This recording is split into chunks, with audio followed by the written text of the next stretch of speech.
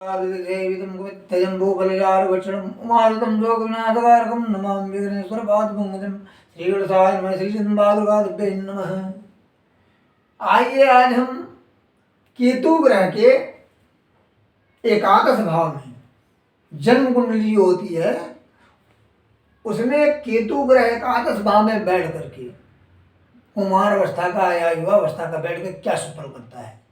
शुभ ग्रहों के प्रभाव में अब कुमार अवस्था युवा अवस्था का होने पर क्या शुभ फल करता है, इस बारे में इस वीडियो के माध्यम से हम बताएंगे।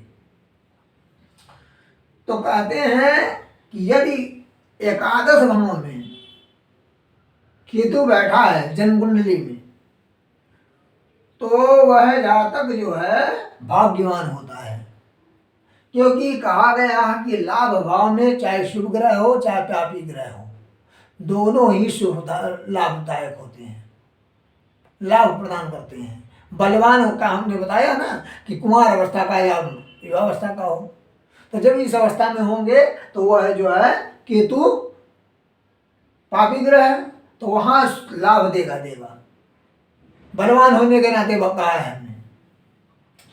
और विद्वान भी होगा, विद्या के क्षेत्र में भी जो आगे बढ़ाएगा। और दर्शनीय हो, लेकिन राहु जो होगा विद्या के क्षेत्र में काटेगा, लेकिन उसकी विद्या गिरती रहती है और उठती रहती है, विघ्न ज्यादा आते हैं। ये राहु विद्या मूर्ख का काम करता है, विद्या का क्षेत्र नहीं देता है, पूर्ण करता है, विद्या में बहुत ही विघ्न उत्पन्न करता है राहु। तो केतु की दृष्टि हो गई, केतु के द्वारा जो उसको कुछ जो बल मिलता है वो उसकी विद्या सुदृढ़ होती है, दर्शनीय होता है। देखने के लिए लोग कहते हैं यार कैसा है आदमी, एक बार देख तो ले।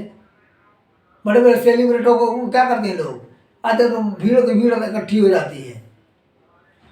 और सुंदर शरीर वाला, सुंदर वस्त्रधारी, सुंदर वस्त्र धारण करने वाला, और साथ साथ में तेजस्वी होता है, तेज उसके माथे पर झलकता है। उसके भय से शत्रु कांपते हैं, उसका शत्रु अगर उसका नाम सुन लेते हैं तो दूर से ही भाग लेते हैं, कहते भैया इसके सामने जाना ठीक नहीं है, ये तो हमें वहीं पर मार देगा। उसका नाम ही काफी होता है ऐसे जातक का, और उसे सब कार्य से लाभ होता है। यदि इसी केतु पर बुध की, बृहस्पति की, शुक्र की दृष्टि पड़ती है, तो इसमें अगर कुमार अवस्था का या युवा अवस्था का है केतु एकादश में, इन तीनों ग्रहों में किसी एक की भी दृष्टि पड़ गई, या दोनों की पड़ गई, या तीनों की पड़ गई, या एक ही की पड़ती है, जितना जितना ग्रहों का प्रभाव शुभ प्रभाव पड़ेगा उतना ही वह शुभ फल प्रदान करेगा। अब कहते हैं कि केवल यहीं पे है, मान लेते बृहस्पति यहाँ आ गया तो 1 2 3 4 5, तो गुरु की 5वीं दृष्टि भी है। और हो सकता है यहाँ बृहस्पति हो किसी कुंडली में, तो कह देंगे गुरु जी यहाँ तो सप्तम केतु दृष्टि में पड़े, हमारा तीसरे में बृहस्पति है। तो ये है कि बृहस्पति यहाँ अगर तीसरे भाव में है तो 1 2 3 4 5 6 7 8 9, तो यहाँ दृष्टि डालेगा केतु पे भी, फिर भी तो जितना जितना शुभ ग्रहों का प्रभाव केतु पर पड़ेगा उतना ये शुभ फल प्रदान करवाएगा। और यदि ऐसे केतु पर बाल वृद्ध मृता अवस्था से युक्त एकादश में केतु बैठा है और मंगल यहाँ है, या तो यहाँ है, और या तो शनिदेव यहाँ है, और या शनि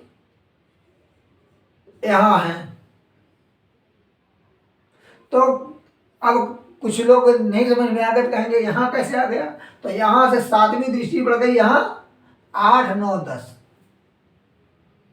और यहाँ से कहिए कैसे होगा, एक हो गया 1 2 3, शनि की तीसरी दृष्टि, मंगल यहाँ से कैसे होगा, तो मंगल 7वीं दृष्टि भी है, 8वीं दृष्टि भी है, और चौथी दृष्टि भी है, तो चौथी यहाँ से 1 2 3 4, जितने जितने शुभ ग्रहों का प्रभाव पड़ेगा वो शुभ फल दिलवाएगा। अगर पाप ग्रहों का प्रभाव ऐसे केतु बाल वृद्ध मृतावस्था के से युक्त एकादश में केतु है तो अब पाप ग्रहों का प्रभाव है तो उसको अनिष्ट फल देगा, शारीरिक रूप से अनिष्ट लेकिन लाभ देगा, लाभ देगा लेकिन अनिष्ट भी करवाएगा, चोट चपेट भी लगवाएगा, लाभ हानि दोनों देगा। तो ऐसी स्थिति में केतु का, और सबसे बड़ी बात है कि राहु, अगर केतु यहाँ है तो राहु यहाँ होगा, तो सबसे बड़ी चीज है कि संतान सुख में बाधक उत्पन्न करेगा। जैसे बताया हमने कि विद्या के क्षेत्र में बाधक करेगा, वैसे संतान सुख में भी और बाधा उत्पन्न करेगा, संतान को रुकने नहीं देगा। तो ऐसी स्थिति में राहु के और केतु के वैदिक मंत्रों का जप करवा करके, और दुर्वा, जो वो कहते दुर्वा घास कहते हैं, कहीं जो है दूब कहते हैं केवल, तो दूब का और कुशा का, मतलब कुछ कहते हैं कुशा क्या होता है तो डाब कहते हैं, कहीं डाब कहते हैं उसको। तो कुशा से और दुर्वा से वैदिक मंत्रों का जप करवा करके हवन कराने से राहु और केतु के द्वारा जनित पीड़ा से शांति मिलेगी। आज केतु ग्रह के एकादश भाव की स्थिति के बारे में इतना ही। जय माता दी, हर हर महादेव।